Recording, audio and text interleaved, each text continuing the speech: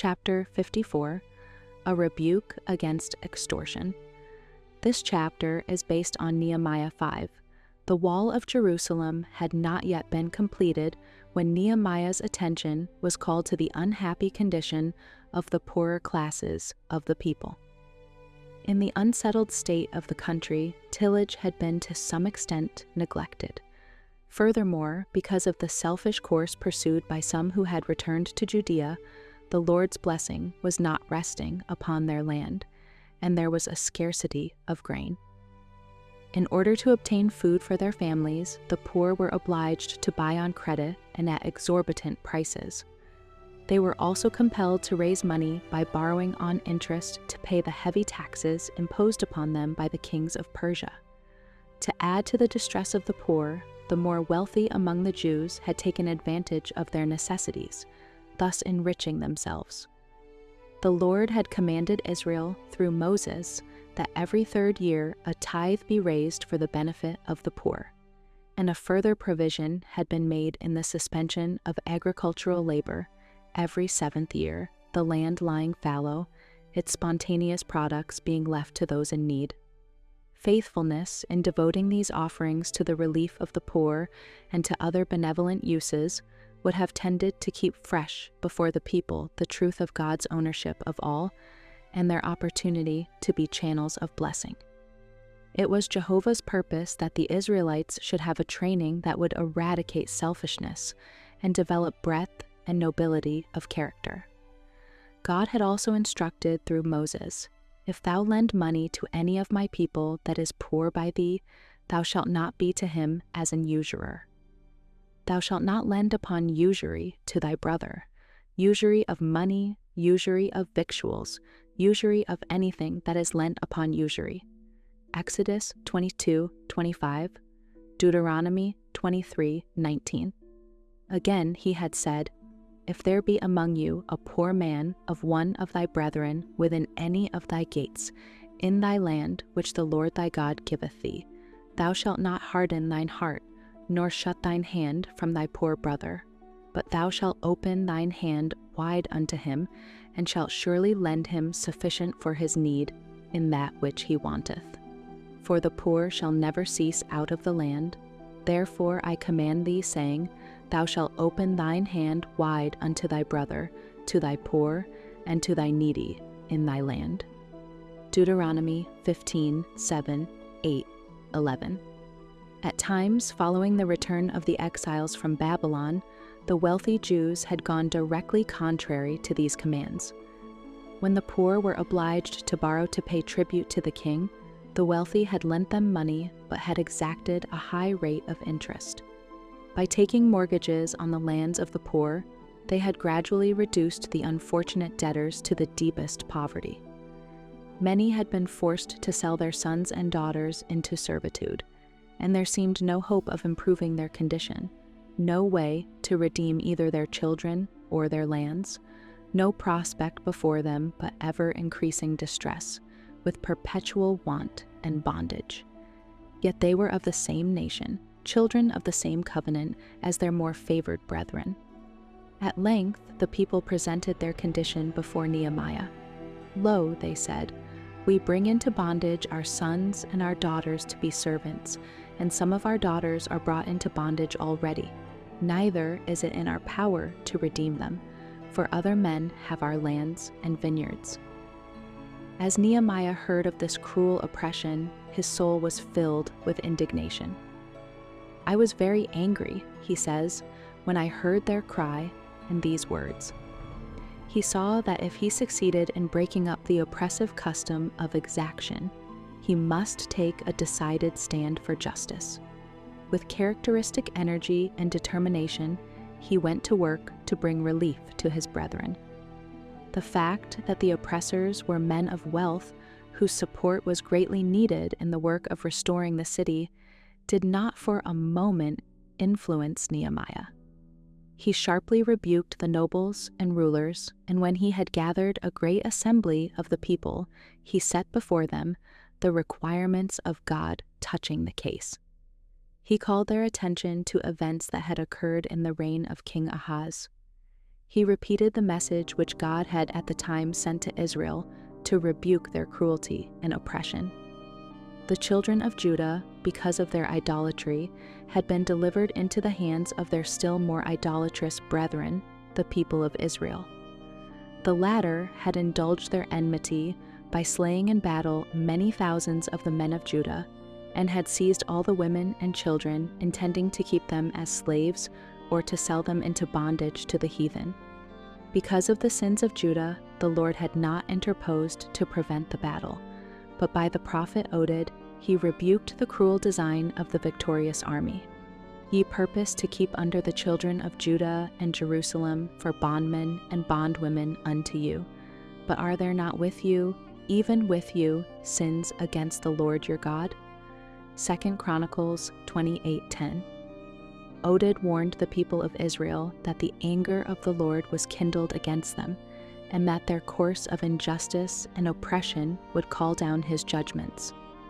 Upon hearing these words, the armed men left the captives and the spoil before the princes and all the congregation.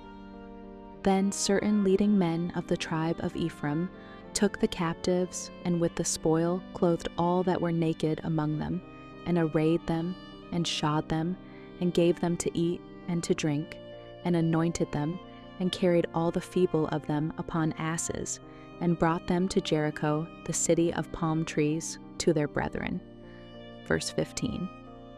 Nehemiah and others had ransomed certain of the Jews who had been sold to the heathen, and he now placed this course in contrast with the conduct of those who for the sake of worldly gain were enslaving their brethren. It is not good that ye do, he said. Ought ye not to walk in the fear of our God, because of the reproach of the heathen, our enemies? Nehemiah showed them that he himself, being invested with authority from the Persian king, might have demanded large contributions for his personal benefit. But instead of this, he had not taken even that which justly belonged to him, but had given liberally to relieve the poor in their need.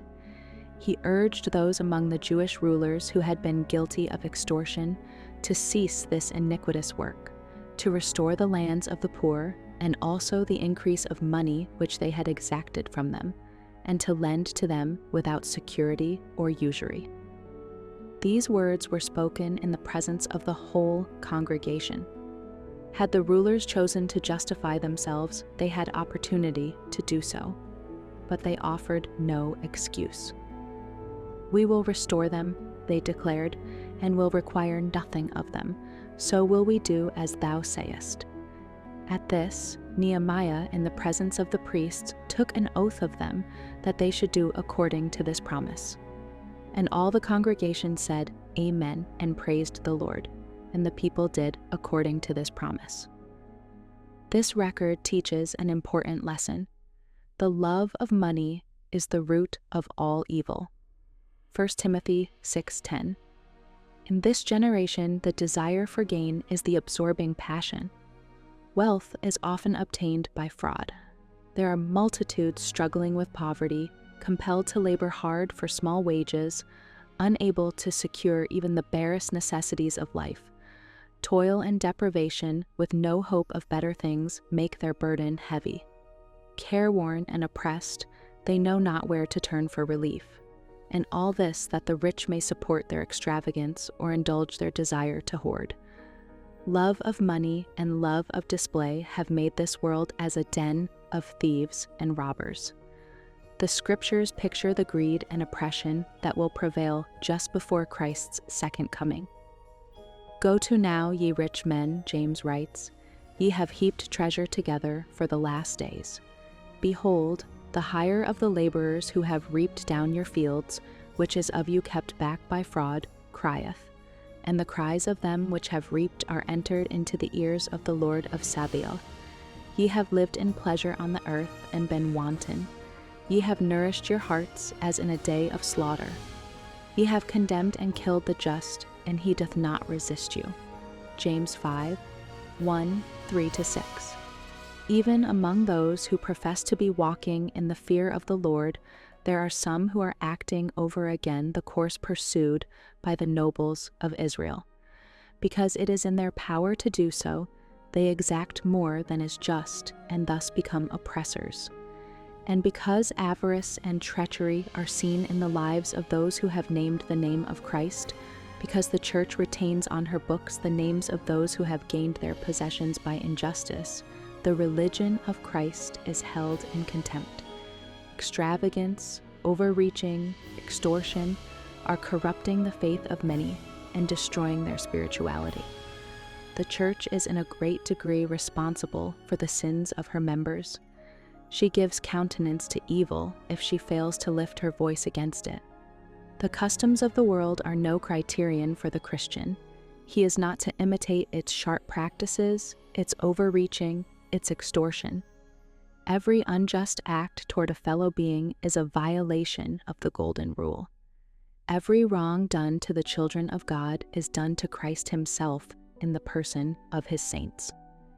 Every attempt to take advantage of the ignorance, weakness, or misfortune of another is registered as fraud in the ledger of heaven. He who truly fears God would rather toil day and night and eat the bread of poverty than to indulge the passion for gain that oppresses the widow and fatherless or turns the stranger from his right. The slightest departure from rectitude breaks down the barriers and prepares the heart to do greater injustice. Just to that extent that a man would gain advantage for himself at the disadvantage of another, will his soul become insensible to the influence of the Spirit of God. Gain obtained at such a cost is a fearful loss. We were all debtors to divine justice, but we had nothing with which to pay the debt. Then the Son of God, who pitied us, paid the price of our redemption. He became poor that through his poverty we might be rich. By deeds of liberality toward his poor, we may prove the sincerity of our gratitude for the mercy extended to us. Let us do good unto all men, the Apostle Paul enjoins, especially unto them who are of the household of faith. Galatians 6:10. And his words accord with those of the Savior. Ye have the poor with you always, and whensoever ye will, ye may do them good. Whatsoever ye would that men should do to you, do ye even so to them, for this is the law and the prophets. Mark 14:7, Matthew 7:12.